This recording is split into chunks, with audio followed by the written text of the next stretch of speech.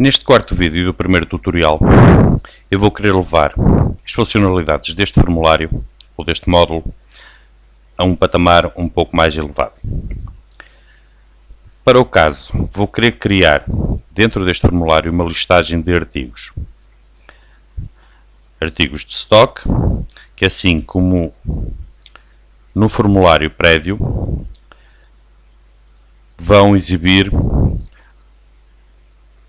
linhas contendo cada uma um registro desta tabela. Faria mais sentido utilizar uma união entre tabelas para os movimentos deste artigo nos stocks, mas não vou querer levar neste momento a esse patamar.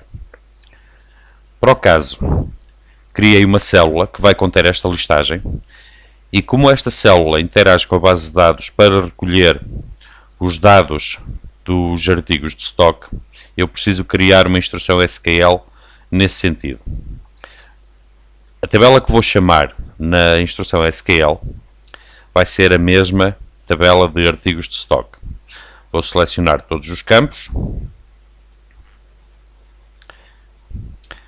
Neste momento tenho que definir também esta célula não como uma célula simples, mas como uma célula de repetição. Dentro desta célula vou criar uma célula de conteúdo, que será nesta célula onde vão ser repetidos, onde vão ser listados os dados da tabela artigos de stock, e dentro desta a linha correspondente a cada um dos registros. Feito isto, posso começar a inserir nesta linha, mas antes disso preciso defini-la como uma linha de formulário. Feito isto, posso começar a inserir agora os campos que serão exibidos. Para o caso, o primeiro será o ID de artigo.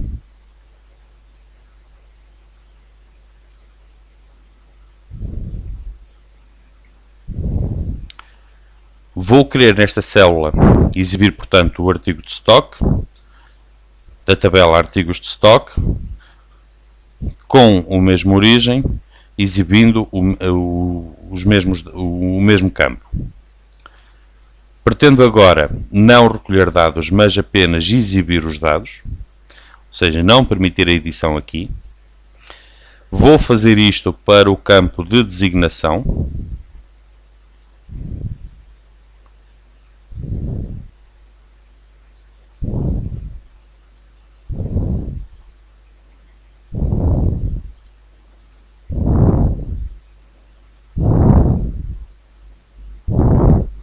Neste momento posso ver já o efeito que esta listagem vai ter. Gerando o módulo, é isto que eu vou ter.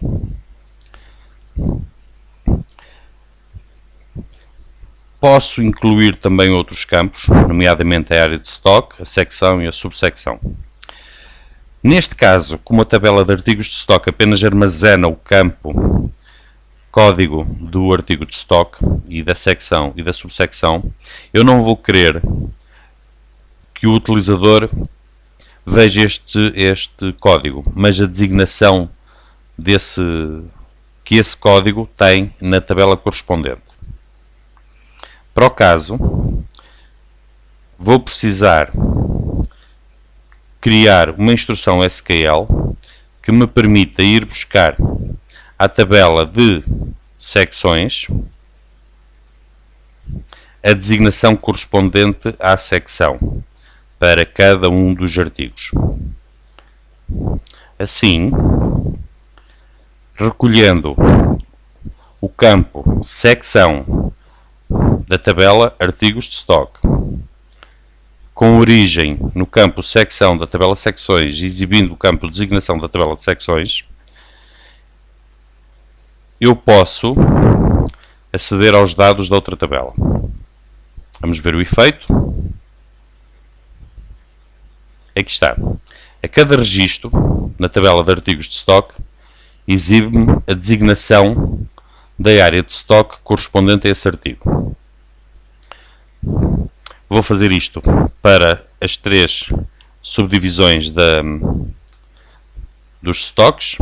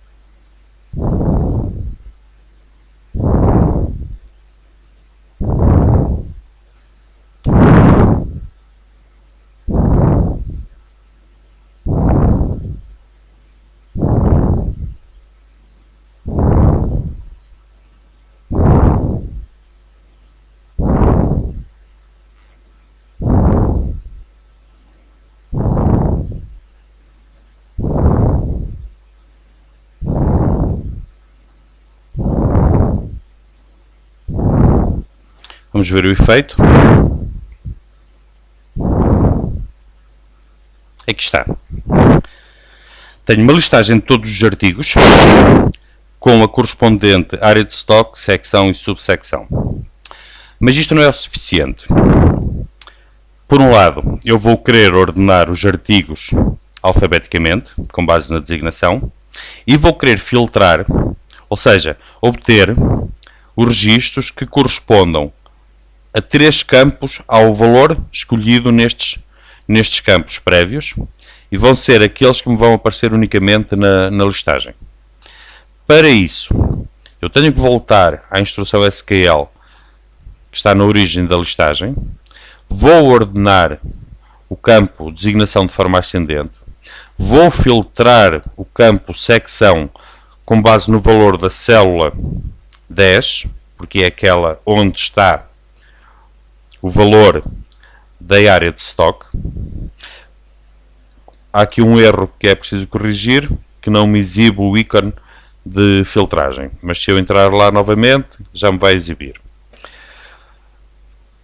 O campo subsecção será filtrado pelo valor da célula C12 e o valor de subsecção, ou o campo subsecção, será filtrado pelo valor da célula C14.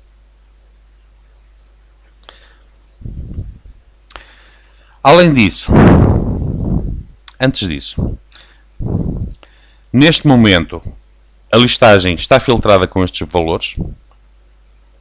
Vamos ver o efeito. Bom, naturalmente esta listagem aparece-me em branco porque estas células não têm valor.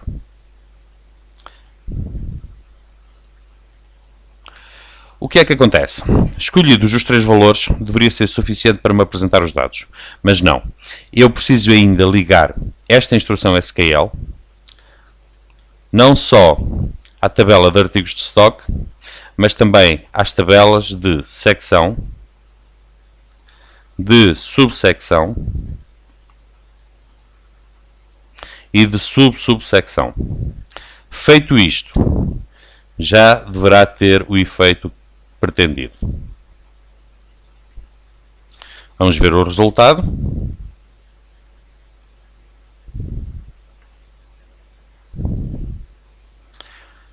Escolhendo a área de stock, a secção e a subsecção, aparece-me já uma listagem dos registros que obedecem a este critério, de forma ordenada, de forma alfabética.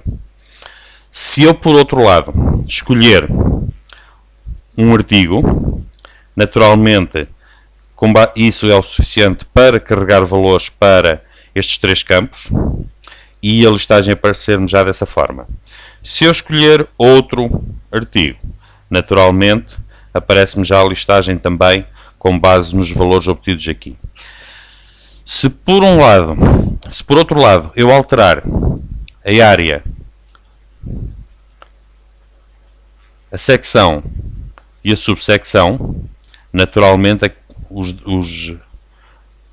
os registros que me vão aparecer vão ser aqueles que eu tiver introduzido nestes campos. Bom, feito isto, e uma vez que esta listagem pode ser bem mais extensa que o espaço disponível, eu posso criar na tabela ou na célula prévia uma célula que me sirva de scroll, ou seja, uma forma de rolar, de navegar ao longo da listagem.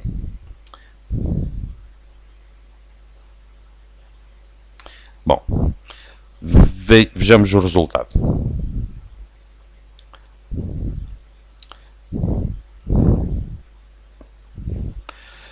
O que acontece é que o número de registros não são suficientes para preencher a tabela ou o espaço disponível nesta célula. E então, a célula de scroll, muito embora exista, não tem movimentos possíveis. Há aqui um erro que precisa ser corrigido.